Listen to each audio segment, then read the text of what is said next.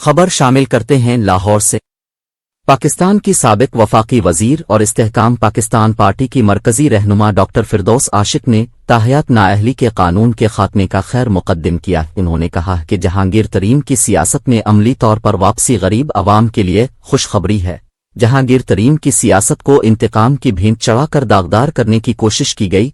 تاحیات نااہلی کسی member parliament کو ہمیشہ کے لیے اس کے حق نمائندگی سے محروم کرنا ہے۔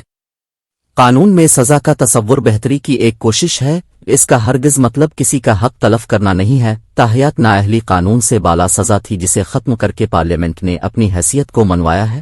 فردوس عاشق عوان نے کہا کہ تاحیات نااہلی ختم کرنے کا بل پاس کر کے آئینی پارلیمانی سیاست کو نئی زندگی دی گئی۔ قبل ازیں انہوں نے اپنے بیان میں کہا کہ 9 مئی کو جلو گھروں اور انتشار کے ذمہ داروں کو کیفر کردار تک پہنچانا انتہا ضروری ہے۔ D G S P R کی پریس کانفرنس نے ملک کی دفاعی پالیسی کو واضح کر دیا ہے۔ فوج نے خود احتسابی کے عمل سے واضح کر دیا ہے کہ پاکستان کی سالمیت سے بڑھ کر کچھ نہیں۔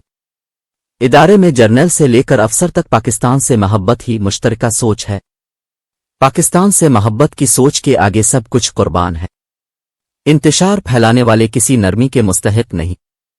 استحکام پاکستان کے لیے اندرونی حملہ آوروں سے بھی اسی شدت سے نمٹا جائے جس شدت سے بیرونی حملہ آوروں سے نمٹا جاتا ہے۔